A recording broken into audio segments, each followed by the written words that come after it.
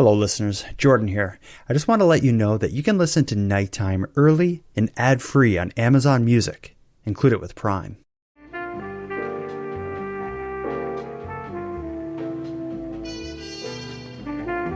You are listening to Canadian Gothic, a series by the Nighttime Podcast. Hello listeners, and welcome back to a series that makes me laugh, makes me cringe, and makes me fear for the future of our humanity, all at the same time. I'm of course talking about the listener-led Encounters with Creeps series. In this episode, the 6th volume in this series, Madelayne Klein and I will again offer the show to nighttime listeners as a platform to share their encounters with the countless creeps that seem to be riding their bicycles around our cities. So let's not waste any time here. Let's just jump right into another round of creep encounters.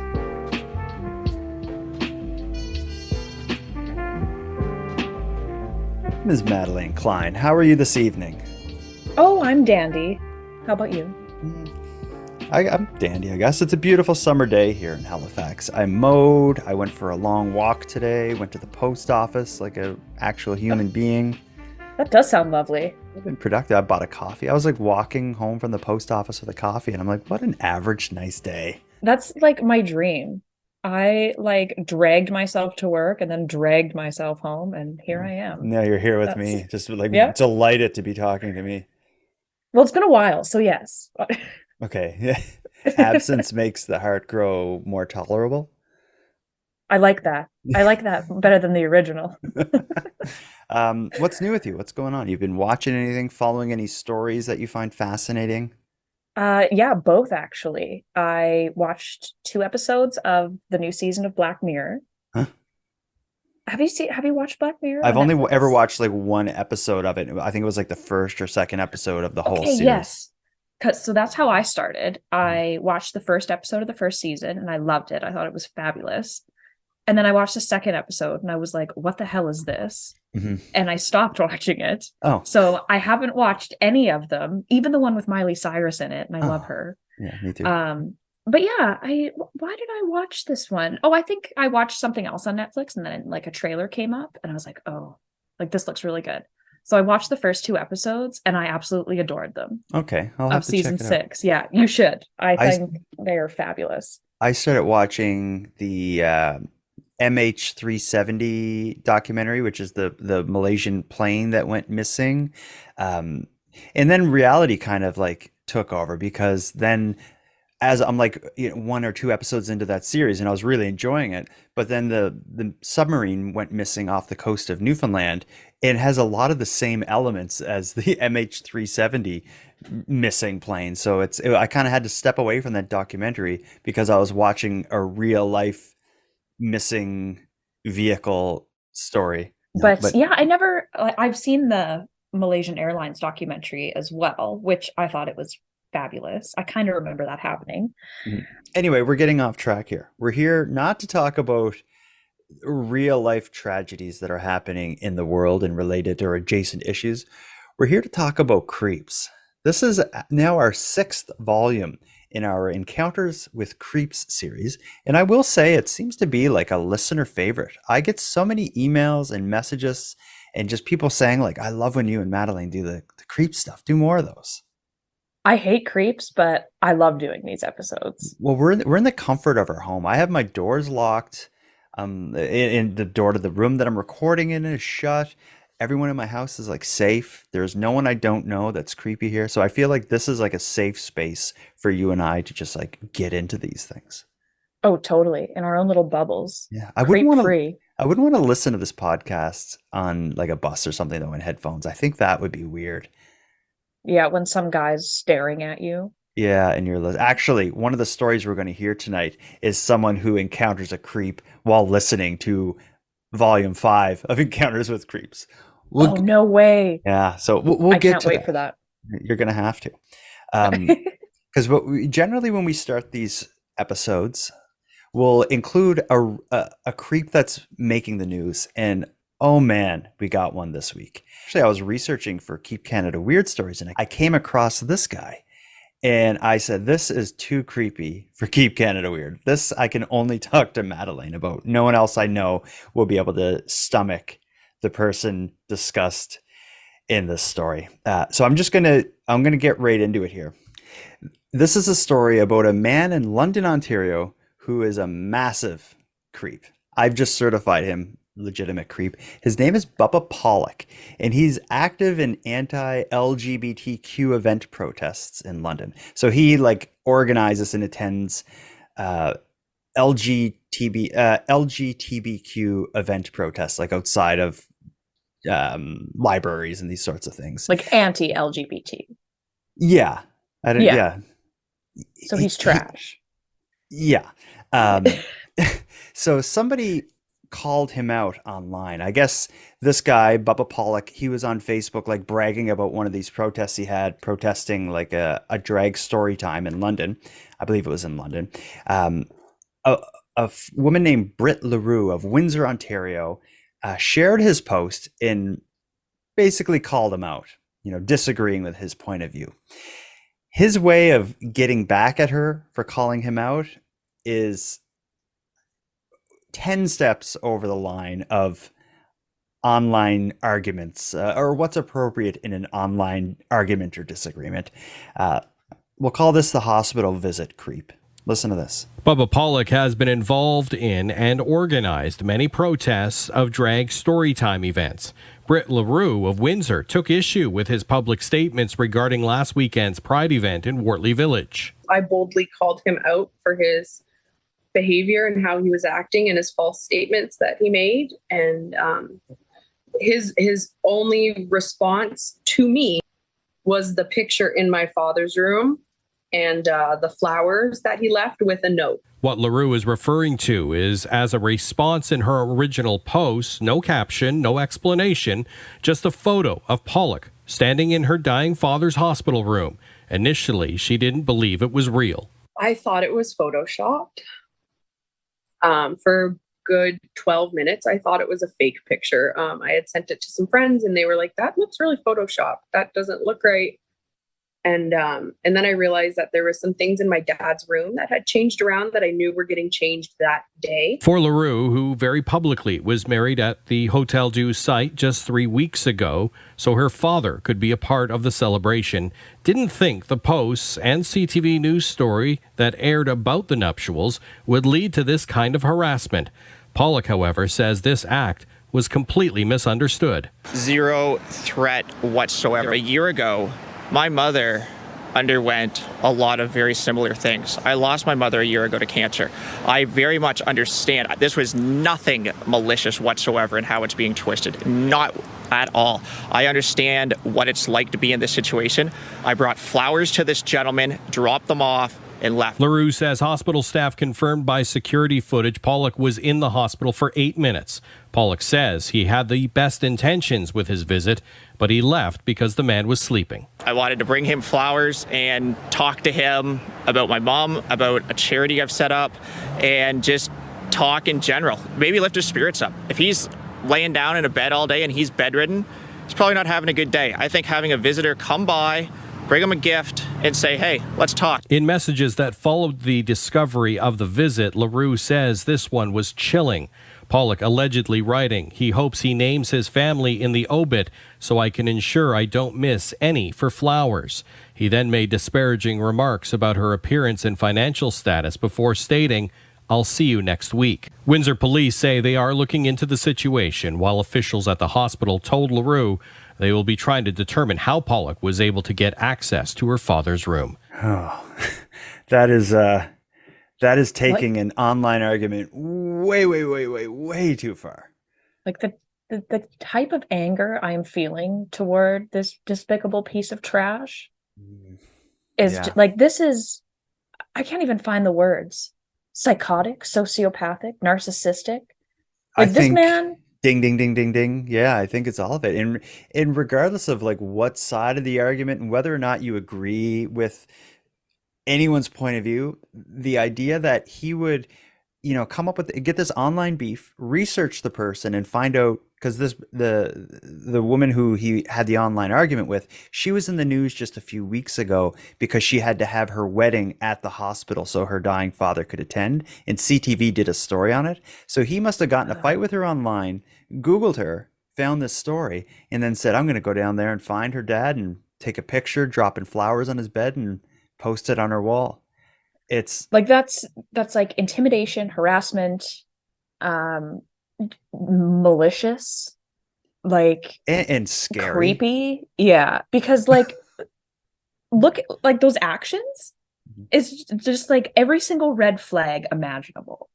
And then maybe one of the scarier parts of the whole thing, other than just coming up with the idea and doing it, is that he was then went on TV and sort of like, he tried to play it off like, I just wanted to, bring him flowers and talk to him and lift his spirits, and like, bullshit. That's what you were doing. You did really it to terrorize her. He's going to get away with this too. Yeah. He really thinks he could talk his way out of it. Yeah, but then he also posted that post on Facebook after the whole brouhaha blew up, where he's saying, I hope when he dies, he posts the name of all of his relatives in the obituary, so I can bring them all flowers.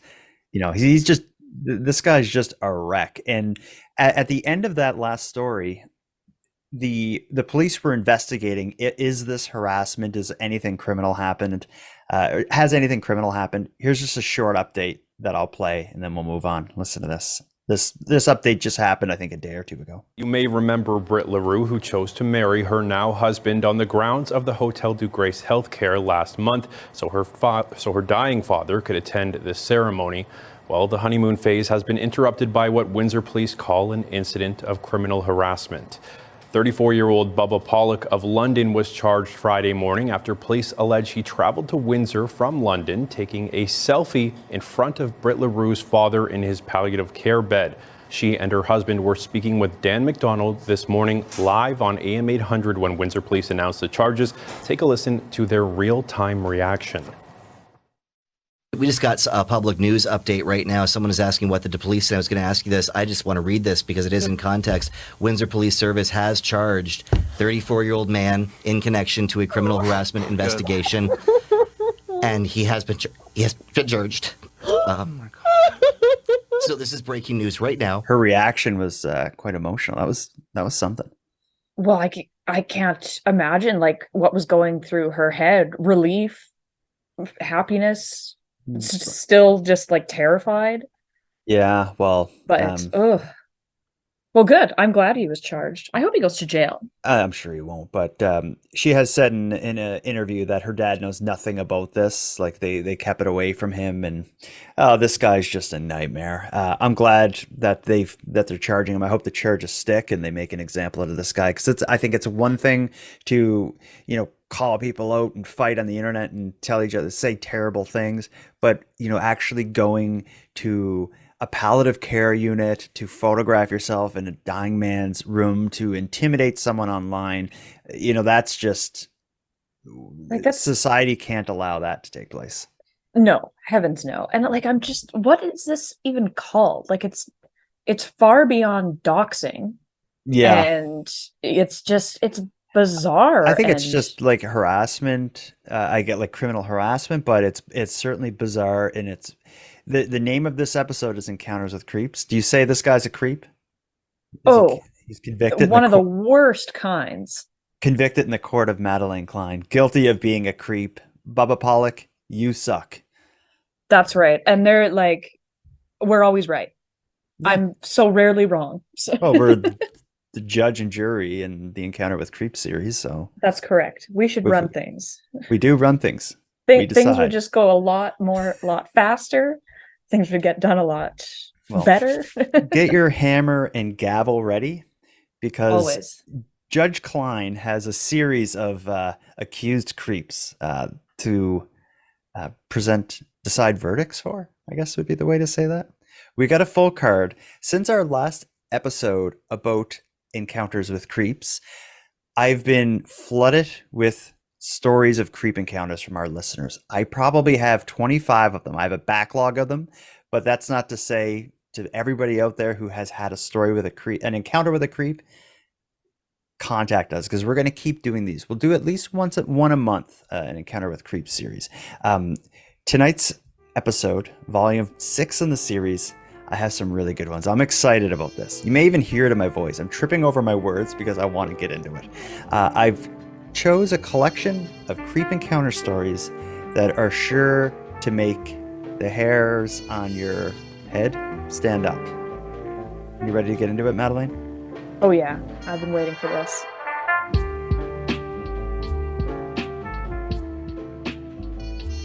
You can choose between, let me see, luggage, gas stations, elves, and printers.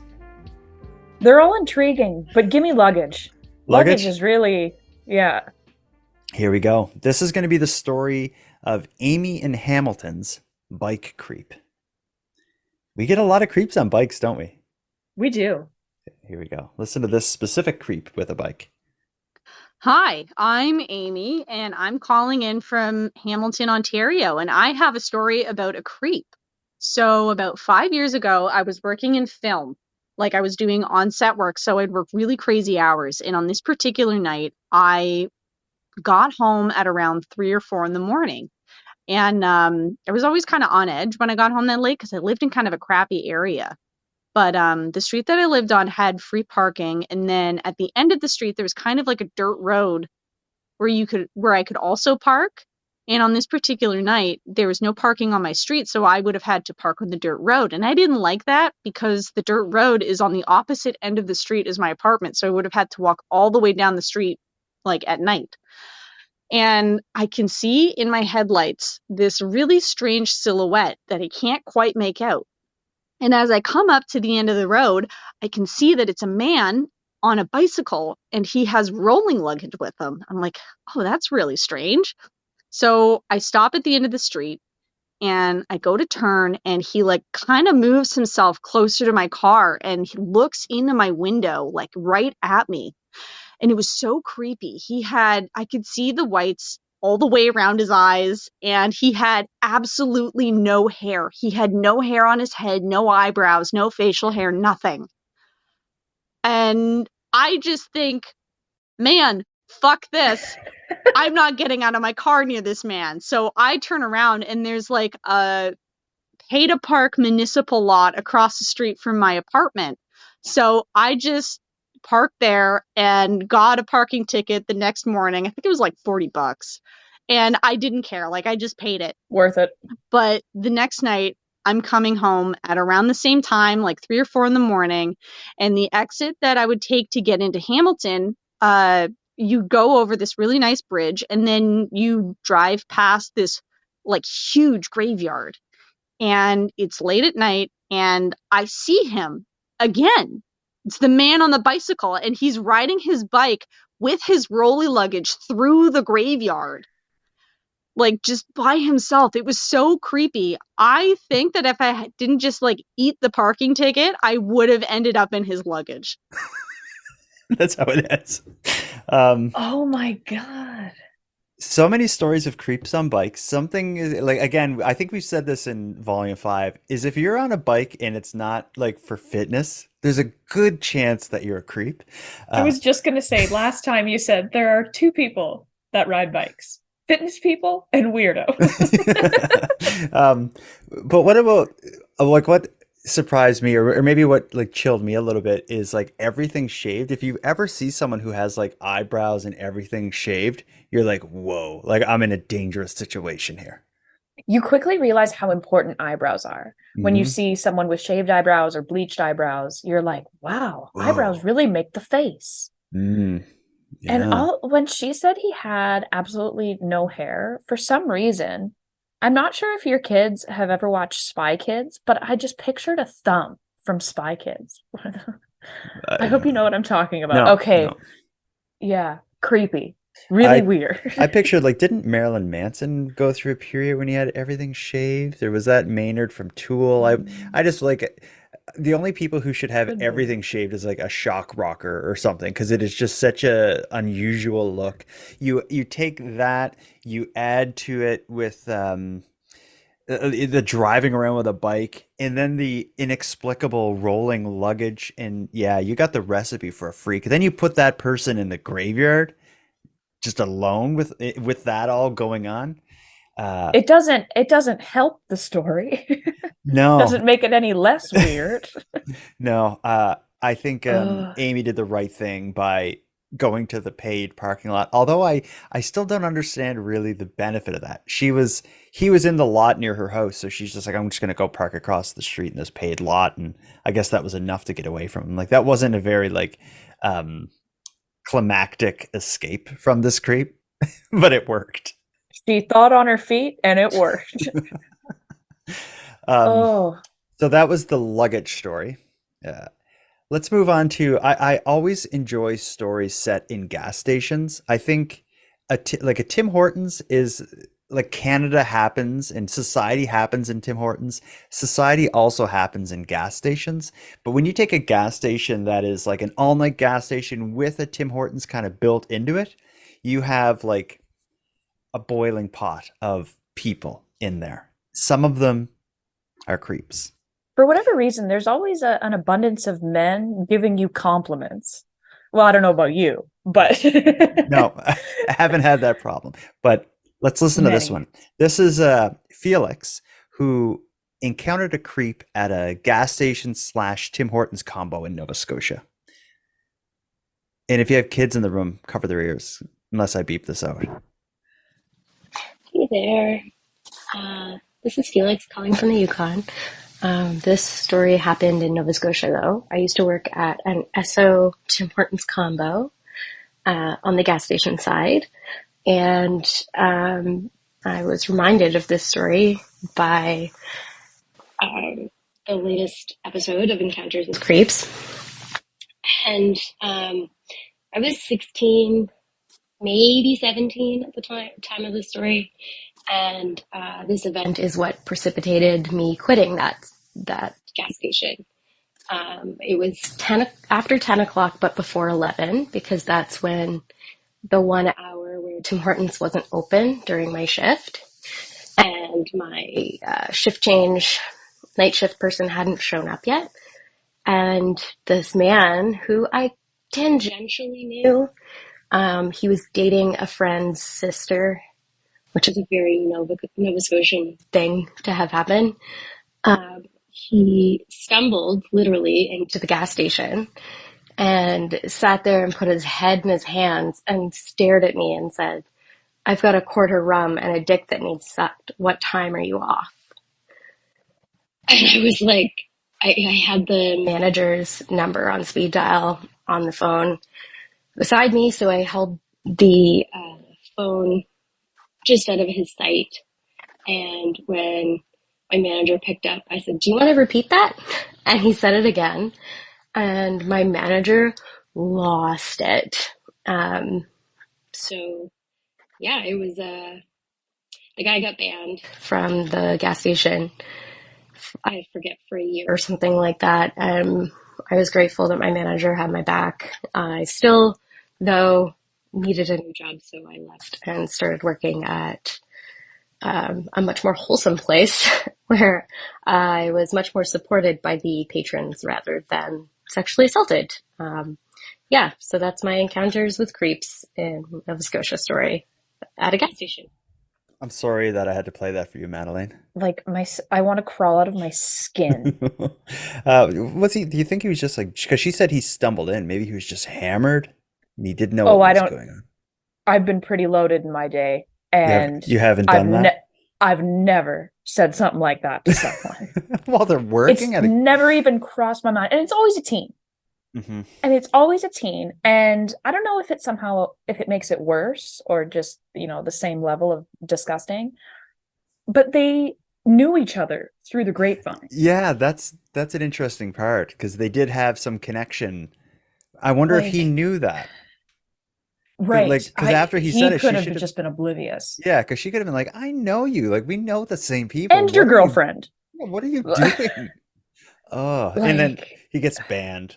This doesn't seem like a. I guess what else can you do? You're allowed to well, be like a complete scumbag, aren't you? Is that anything illegal about that? I don't know. it's if it's not sexual assault, it's sexual harassment. Yeah. Like, you can't be going around saying stuff like that to people. And I wasn't there, and this didn't happen to me. And I might have a different opinion if I was 16 or 17, because I'm pretty bitter and jaded now. But because if I knew this guy's name, I'd be blasting him everywhere. Because public shame works. Yeah, it does work. Well, it seems to, in a lot of cases, it's the only justice nowadays. It is. And you know what? At the very least, I'd tell his girlfriend, my friend's sister, or whoever she was. Creep, convicted in the court of encounters with creeps. Pound that gavel. So that was an easy one. That was an easy one. And it involved the story of a young woman at work. The next story will also involve a young woman at work, but she doesn't work as a gas station. She worked as an elf in the mall around Christmas time. This story I'm going to call Kendra's Pedophilic Elf Fetishists. Oh no. Oh no. I can't help but laugh. Here it goes. Hi Jordan, my name is Kendra and I've got an encounter with creeps for you. This happened when I was about 15, almost 20 years ago, which is a very painful sentence to say. I had, through my theater arts program at high school, gotten into this volunteer activity with a few of my friends, and basically they had us dress up as elves around Christmas time, and we were supposed to do crafts with kids or whatever. And we got into a lull in the evening uptown there, and in our little elf costumes they said, go out into the mall and like advertise, that we're doing crafts for kids up here. And we're like, all right. So we're going around and we're singing like these little Christmas carols, and there's basically nobody in the mall. I think it was like a Tuesday night or something. There was almost nobody uptown. But there was, however, about a half dozen probably very drunk men at like 7 p.m. on a Tuesday, which is bizarre. But one of them still actively holding a six-pack, I might add. And I want to stress, again, I'm 15. We're all young children. So these men see us, and they're like, oh, girls, come over here. Yeah, they ignored the boys in elf costumes entirely, I should note. Just the girls. And they wanted us to sing for them. So we're like, okay. So we sang some Christmas carols, and they thought, oh, that's just great. And they clapped. And then they said, oh, okay, girls, now come on, give us a hug. And we're 15, we don't know what else to do. So we let these drunk, grown men give us a hug. And it was very uncomfortable. And we went back upstairs, and none of us talked about it ever again. So there you go. Drunken Christmas encounter creeps. Thanks. That is that's my nightmare, that sort of thing. Well, and especially because they're so young, and they're technically like working, I guess. Yeah. And especially young women, I think they feel this obligation to be nice. Mm-hmm. To just smile and be friendly, like good customer service, and exactly.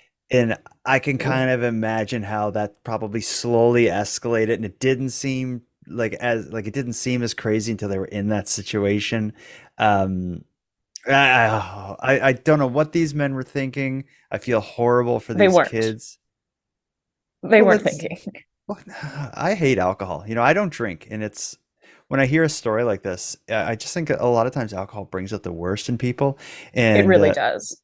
6 men, just kind of I don't even know what you would call what they were doing. They were just being a gaggle of teens dressed as elves at the mall. This is an awful story. I hope they look back at that and they're like, that was an awful idea. What were we doing? Do you think this is the only thing like that they ever did, though? They probably have worse stuff. They're probably regulars at that bar every Tuesday. Probably multiple times a week. I'm going to convict them. Creeps. Yeah, I'm with you. Half a dozen creeps.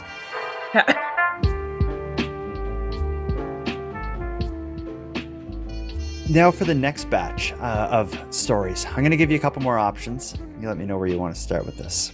Okay. Do you want to hear the story of a man who gets dragged into his creepy coworker's shit? Do you want to hear a story that involves Biff naked? Do you want to hear one about a printer? Or do you want to hear a story that it leaves us on an incredible cliffhanger that keeps me up at night still? And we need to contact the listener to get the rest of the story. Let's save that one. Give me the printer. Okay. Here we go. I'm going to call this story Karen's Horny Ex Who Doesn't Have a Printer. I made the right decision. Hi, Jordan and Madelayne. I don't know if you guys are still doing encounters with creeps, but I have a story for you, but it's more like creepy encounters with ex-boyfriends. So I dated a guy. Everything was good and all. We ended things amicably, but we still kept in touch. So fast forward 2 years later, he gave me a call at maybe 1 in the morning asking if I have a printer that he can print out a plane tickets back when, boarding passes still needed to be printed. So I'm like, where are you going? He said, well, Paris. Wow, Paris. What's happening there? Well, I really screwed up with this girl I am dating, and I want to go to Paris to surprise her, which is where she's from and living at the moment. I'm like, oh, wow, that's great. Of course you can use my printer. So we got to talking, and then, asking what happened. And he was all teary and everything. He really felt sincere about this. And then suddenly he goes, hey, do you mind if I come over and just have a one last thing before I go? I'm like, what? You're here begging me to use my printer to go see a girl because you screwed up and you're asking me for one night stand? Like, what the hell? So obviously I said, no, get out of here. And no, you can't use my printer anymore. So yeah, that's it. Ex-boyfriends can be creepy afterwards too. Oh, Thank you. I love the show and keep up the good work. I love that he lost his ability to even use her printer. well, I'm glad that he prefaced this visit with all of his intentions. Because what if he came to use the printer? And that's when he put it out on and her. then pitched the idea. Yeah. I think if anything, she got like, I don't think he did that to be a good person and to be transparent with what he was thinking. I think she was being polite by like talking to him and hearing him out and being a shoulder to cry on. And he came on too hard there before showing up to use the printer. Thank goodness they didn't sit down and be like, since you're here printing, let's sit and talk. What's going on? I'll bet you there's no girlfriend and there's no trip to Paris. And when she wasn't like sad and wanting him back, he was like, oh shit, I gotta go a different route here. I'm just gonna say it. He was trying, maybe he was thinking like, when I talk about this girlfriend, she's gonna be jealous, and when I have the financial capability to just go to Paris, she's gonna be jealous. I wonder. And then when she's like, yeah, of course you can use it. You can use my printer, whatever. But I couldn't help but laugh when she's like, no, and you're not even using my printer anymore. And you can't use my printer. So that is the printer story. The first time a printer got mentioned in the Encounters with Creeps series. Well, that's why I was so intrigued. I was like, what are we printing? Before we move on to Biff Naked, I want to tell you about Lisa's amazing story that gets cut short. So when people send a voice memo, they go on the website, nighttimepodcast.com, you click on contact, and a little voice recorder shows up where you can hit record, you talk into your phone or laptop or iPad or whatever, and when you're done, it sends me the MP3, like the audio file. Every so often, there's technical problems. Maybe the volume is really low or there's background noise that kind of ruins the audio and it makes it unusable. But I've never had this happen before. Lisa's telling this story that is so compelling. I'm on the edge of my seat the whole time. And then all of a sudden it just stops. And the story doesn't end. And it also, usually when I get the file, it includes an email address so I can email them and ask a follow-up or question or something. I certainly would have emailed Lisa and said, I need to know what happens next. Normally, I wouldn't play a file that has this kind of problem, but I want to play it for you just so maybe you can predict where this story is going to go. Listen to this. This is Lisa's amazing story that gets cut short. Hi, Jordan. My name's Lisa, and I'm a longtime listener to your show. I really enjoy it, especially am enjoying the encounters with creeps. Reminds me to be vigilant when I'm out and about, and also makes me feel better about my own encounters with creeps, to know that it happens to everybody. So I wanted to share a story that stayed with me, and maybe get some feedback on what you think was going on. Back in 1987, I was 18 years old and living with my parents in a suburb of Detroit, Michigan. And one summer morning, I went to Meijer, which is a local store chain. It's similar to Walmart if you're not familiar with it. And at the time, they had 1 hour photo developing. So I dropped off my photos and decided to wait in the store while they were being developed instead of going home.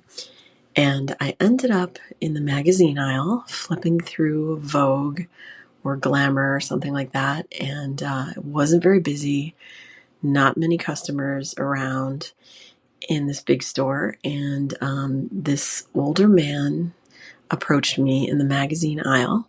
He looked to be, I would say, maybe in his 60s. And he looked normal, bald, a gray beard. And he was very energetic and very smiley and happy. And he came right up to me and handed me an index card. He didn't say anything. I looked at the card, and he had written "Hi" with a smiley face in pen. And so, and he was smiling at me and it just seemed very excited. And at that point, I said hi to him, and I realized that he had a hole in his neck, like from a tracheotomy. And he was breathing, through the hole, which, kind of put me off and kind of freaked me out a little bit. But at the same time, I realized, okay, this guy can't talk. He communicates through cards. He has a disability. I didn't want to make him feel uncomfortable or let on that I felt uncomfortable. So I smiled even more and tried to be, kind of friendly to cover it up. And so I said hi to him, and he took the card and started writing on the back of it. And I just thought maybe he needed help, directions, something like that. So he hands me the card back, and it says, "You're prettier than..." Oh. And that's where it ends. Oh, no. Yes. I'm sorry to leave it on a cliffhanger, but that story had everything going for it. I love photography, so this idea of like she said a photo lab, and this guy approaches and he's passing the cards, and I was loving this story. I'm on the edge of my seat, and I can see that you were interested as well. I got where it was going, because this note that he passed was saying, you're beautiful or whatever, but something is going to happen next. Lisa, if you're out there, we need to know. And like, even if he had the best intentions ever, she was 18. This man is in his 60s. Like, leave her alone. Well, but maybe I don't care if you think she's pretty. Yeah, but maybe it said like, "You're really pretty. My daughter has," I don't know. Like, it could have been this nice. "My daughter, who lives in England, that I'm going to see in 3 weeks for Christmas, has the same hairstyle as you. I hope it's something like that. Can I show you a picture of my daughter?" And she says, "Yes." And he opens like a little photo album, and there's a picture. And she's like, and he's like, "Thank you." And he gives her money to like go buy something with, and he walks off. I'm going to go with that. I hope that that's how it goes. I have a feeling it's like what's following is like a drawing of his dick or something. Like, it's going to go in that direction. I have a feeling, but as soon as she said he had a hole in, I was like, "Oh no, oh no." Yeah. Oh, and I was like, "Oh, he had a trach." Yeah. Lisa, if you're listening, we need to know what's next. I don't know what happened with the audio file, but we want to include you in Encounters with Creeps 7 to hear what happens with this mute man who communicates by notes that I believe is going to turn out to be a creep when we learn more about him. Well, I don't think she'd be calling in if they had it went the way you think. this nice talk about his daughter. Yeah. Let's move on to Steve's Biff Naked creep. I'm excited for this one. So, who's Biff Naked to you? She's from your part of the country, isn't she? Maybe. I'm familiar with some of her music. Okay. I Love Myself Today, that one. Yeah, she's a famous Canadian singer. More so, I think, in probably the early 2000s, mid 2000s would have been her era. This story takes place at a Biff Naked concert. Hey, Jordan and Madelayne. This is Steve calling from all the way from North Vancouver. I'm a huge fan of the podcast. I think I got hooked around the time of the Emma Philippop series. I was living in Victoria just before her disappearance, so that was a fantastic podcast. But anyways, wanted to tell a story about for your creep encounters or encounters with creep episodes. It was 1999. I was going to university, and I was at a concert on Burnaby Mountain. It was Biff Naked and Big Sugar. And so there I am in this huge group of people walking by, and all of a sudden, I can feel behind me, very distinct. It was very obvious as it happened. I could feel a pinch on my butt. And I knew right away, so it kind of froze me for a minute. I turned around, and there was this woman just staring at me. And she had this strangest smile. I guess it was meant to be like this sexually inviting smile, but really it just kind of looked like Heath Ledger's Joker staring at me, kind of with her head downcast, just staring. She didn't say a word to me other than that, just stared at me, just glared like that. And I just kind of was in shock. I was 18 years old at the time. So eventually my wits kind of came about me, and I all I could muster when I realized what had happened after she pinched me, all I said was, "What?" And she didn't move a muscle, just kept giving me that weird smile. And I just backed away, left, and that was it. It was the strangest thing. Never forgot about that moment. It was really, really strange. Never happened to me again. But that was my experience with a female creep.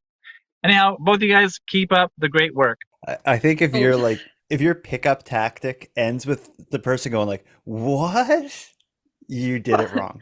The Heath Ledger Joker reference. She's what killed me. Yeah, she pinched his butt and then just stared maniacally. And just stared at him as he turned around, puzzled. And it sounds like when that voicemail was over a minute long. He's describing this moment of turning around and just speechless staring at her. I wonder how long that went on for, because in my mind it's about 30 seconds of him just before he went, "What?" Well, I'm just I imagine her perception of this encounter was yeah, so I stared at him with a sexy gaze, a come hither look. Bedroom eyes, I think. That work, sort of thing. yeah. Yeah. And then I thought he was gonna propose, but he just went, "What?"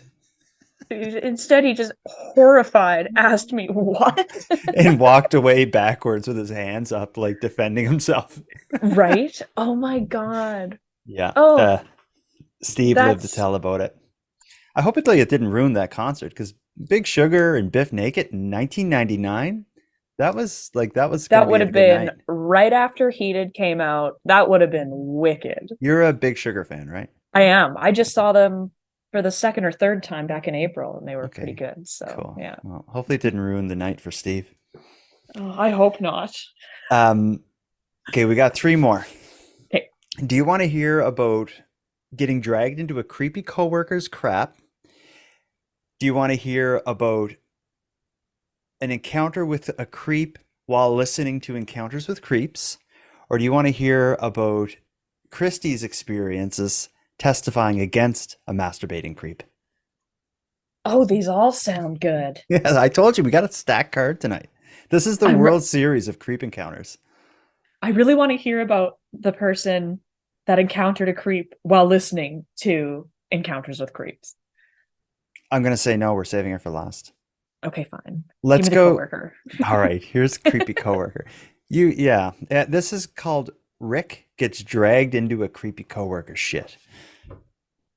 Does he work at a restaurant? I bet he works at a restaurant. He works at an office, which is the creepiest place on earth. Hey, Jordan and Madelayne. It's Rick from Ottawa. So, quick creepy coworker story for you. I was working with this guy. He was probably in his 50s, early 50s, I would say, because I remember him retiring a few years later. And working in an office environment, and we were in like sitting together in like a cube where you'd have like normally four people sitting, so pretty close quarters. And he often interacted with this young, very, I would say, attractive student woman who was probably around 20 years old. So a bit of an age difference there. But anyway, I didn't think, I never witnessed anything between them that was not sort of professional. I did feel like, at times that he was trying to kind of impress her with, I don't know, just intellectual conversation. And but then again, he gives off that vibe that he just thinks he's smarter than everybody else. Like again, super nice guy and everything otherwise, but he just gives off that sort of vibe. Anyway, so that's fine. Didn't really see anything too out of the ordinary.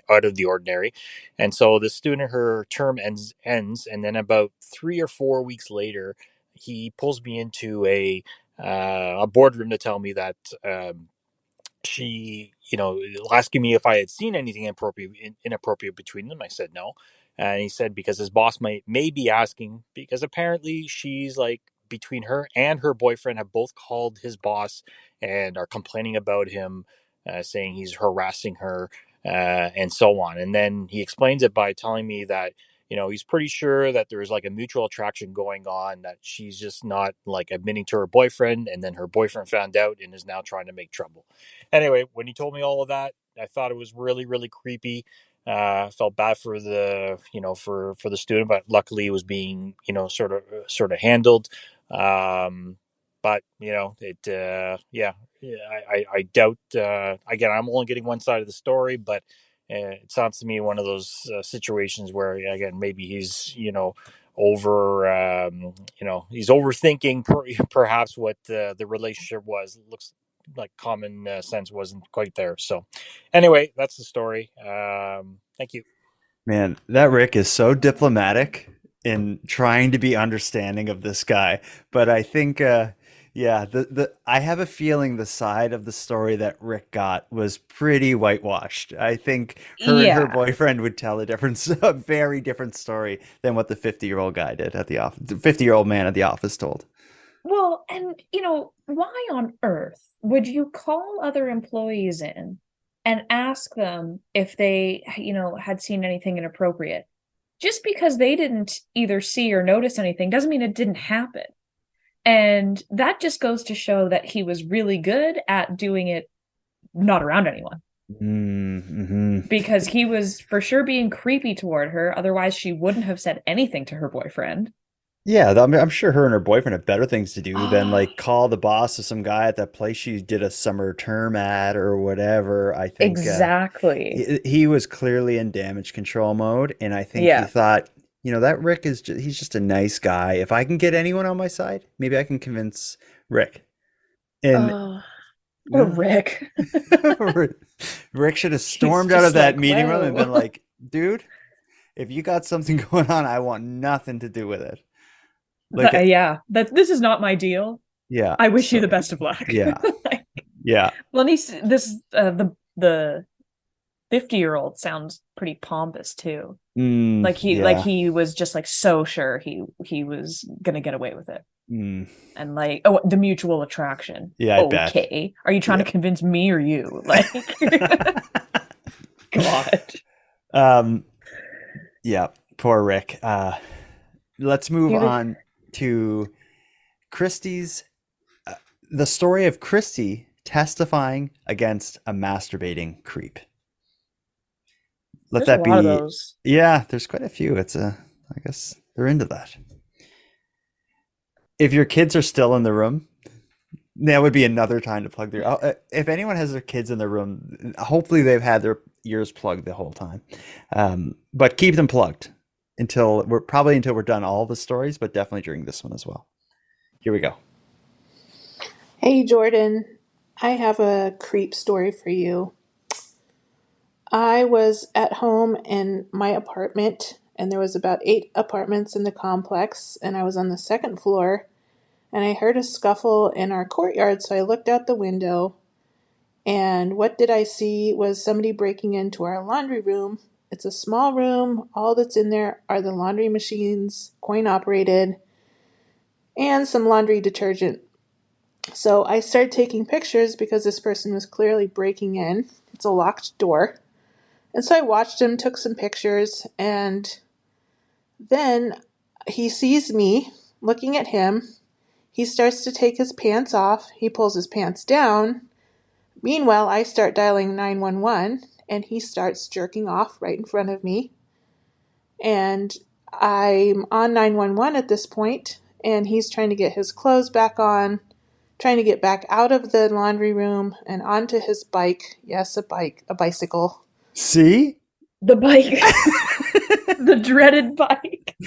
Let me back up. I forgot that this guy's on a bike. Of course. Here we go. I'm on 911 at this point, and he's trying to get his clothes back on, trying to get back out of the laundry room and onto his bike. Yes, a bicycle. And he starts to take off, and meanwhile, the police are on their way. They see him come out of our complex, and they chase him about a half mile down the road and into a garage, and they find him hovering in a corner and hiding behind some wood because everybody in the parking lot was pointing to where this guy went. The police took my pictures and asked me a lot of detailed questions, and then they proceeded to file charges against this guy. So I had to show up in court, and one of the most awkward questions was, which hand was he using when he was jerking off?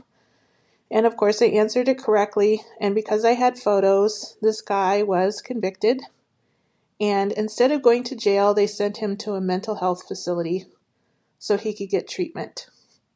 Anyway, that's my creepy story. I hope I never have this encounter again, and I love the show. I love that he was on a bike. Of course he was. That's just the cherry everyone on top. in every one of these stories drives a bike. Yeah, you hear of a lot of these incidents, but very rarely does it get to the point that someone's actually going to court to testify. Almost never. So good on her for doing what she did, photos and 911. Yeah, and then following through and actually appearing in court. Like, I don't know if she would have had to have done that, but I'm glad she did. This guy, like, at least gets him. She said it was to a mental health treatment place, but as long as it gets him somewhere that gets him the help he needs, so he's not breaking into laundry rooms and masturbating in front of other people. Did he get caught breaking into the laundry room? And his reaction was, I'm just going to masturbate at this person. That's what I'm taking from this. Like, he had nothing to do with, his anything like that until he saw her watching him. Here we go. And then he was like, you know what? I'm going to make her real uncomfortable. Or was it and boy, did it work. Is there like a getting caught fetish? Like, I wonder if that is it. Like, Oh, yeah. His fetish is getting caught stealing change. Because like even if it's a fully stocked laundry room, like it's fully stocked in terms of like the machines hadn't been emptied in a week or two or whatever, like what are you going to get, $60? Like, his laundry's not that expensive, is it? Yeah, I don't know. And did she say what year this was? Because some of those machines are pretty expensive. Yeah, well, I guess nowadays they probably use debit. I don't know. I haven't paid for laundry in a while. Although I did have to buy a new washing machine last week, and I switched from front loader to top loader. So anyone listening who's in the market for a washing machine, after spending the last like 8 years with a front loader washer, I will never go back. I'm now top load washer for life. That's so funny because I grew up with a top load washer, and then when I moved into this house, it's a front load. I was like, this is like the epitome of wealth. Well, a front load washer. Yeah, they look cool, but they don't clean your clothes as well as a top loader. But that's off topic for what we're talking about. We need to get into what you've been waiting for. I'm going to hear the story that I will call Matt Witnesses a Lewd Act in Sydney while listening to Encounters with Creeps Volume 5. This always happens in your neck of the woods over there. I know. Here we go. Hi, Jordan. It's Matt from Ashby. Longtime listener, obviously. I just wanted to share an encounter with creeps that just occurred on my daily walk around town. I'm with my 1-year-old daughter, and I was listening to your most recent Encounters with Creeps, where the woman on the subway was screaming at the man committing a lewd act. Well, I can tell you that while listening to that excerpt, me and my daughter both witnessed a lewd act being committed on a park bench at 1:30 in the afternoon on a Tuesday in broad daylight in the middle of Wentworth Park. There's very little effort made to conceal said act. And instead of I wasn't going to confront them. I had my child with me, but I found it really ironic that happened while we were listening to that episode and that particular story. Anyway, just wanted to pass it on to you. Hope you're having a good day, and thanks for all the fun. Wow. Yeah. That timing couldn't have been more perfect. Yeah, that is a regular listener of the show. Great guy, and kind of an intimidating guy. I'm surprised that whoever this pervert was on the park bench, that they would be comfortable messing with Matt while he's near his daughter. I met him in Sydney a couple times, and he strikes me as someone that could like pick me up and snap me, like those types of people. He's like, if Matt probably has a bike because he's probably like a exercise kind of person. Okay, a good cyclist. Yeah, like one of the good guys. One. Well, first, I don't think these people really give a damn about who sees them. Yeah, he would probably enjoy Matt like yelling at him while he continued to do it. Right? Like a humiliation kink. Oh. And then he also had his baby with him. Yeah. So I imagine he was like, "Oh, okay, let's not go any closer." I'm leaving. Yeah. Yeah. But that's one of the things that made that clip from Volume 5 was the woman on the subway who flipped out at the masturbating pervert. That's one of the things that made that so special is most people would see that, and I would have done the exact same thing Matt did, is I would have just been like, nope, I got other things to do today. I'm not intervening. Yeah. This is just going to happen without me here. And I'd be off. But her on the bus or on the subway in Volume 5, I guess that's different though, because you're in a confined space. Like if Matt was, I feel like if it was him and his kid on a bus or something and this person was doing that, I'm sure that would have been a completely different story. But in a park, I think I would just be like, I'm out of here. Avert the child's gaze and move on. Yeah. Weird timing. I think of that woman often though. The woman from the subway.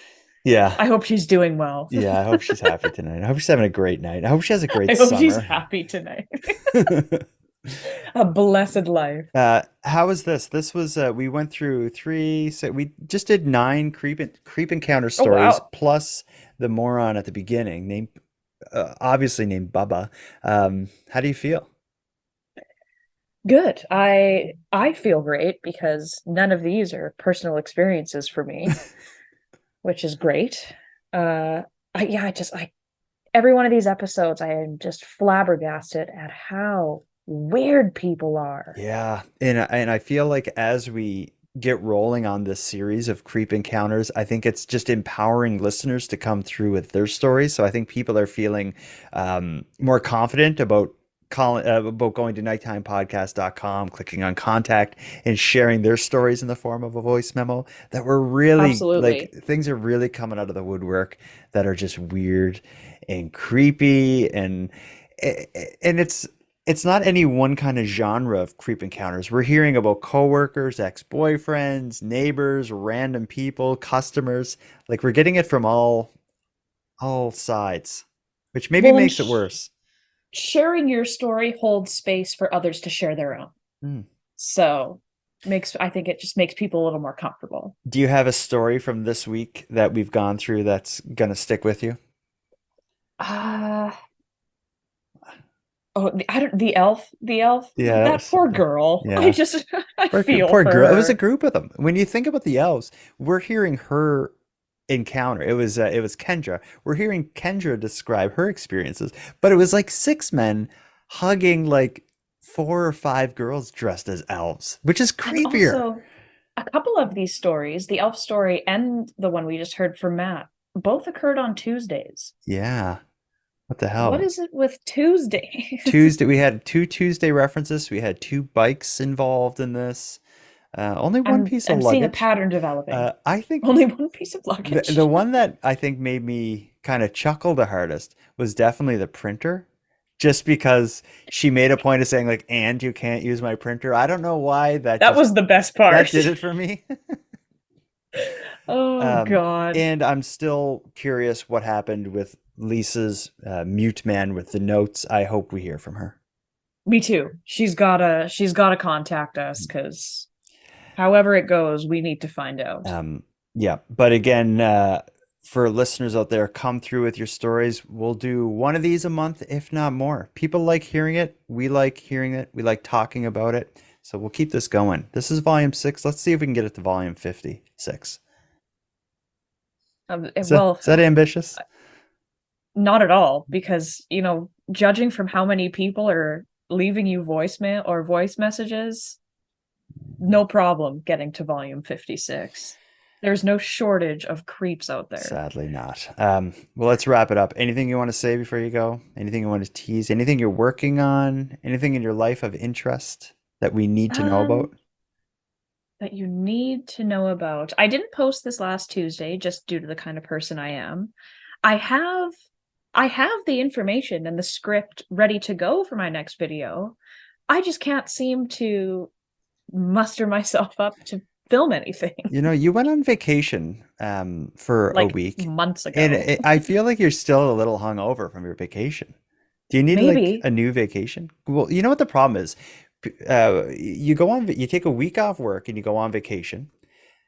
But if your vacation's very hectic, you get back from your vacation and you're exhausted from whatever you're doing, but now you got to work. So you're worse off than before you went on your vacation. You need to take a week off and just chill.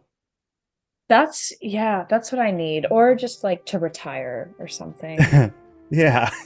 Retirement is really the ultimate goal. Retire at 30. On that note, let's wrap this up. Thanks, Madelayne, for suffering through another collection of listener-contributed creep stories, and thank you to everyone who contributed your story. It's always cringy, but always somehow so enjoyable.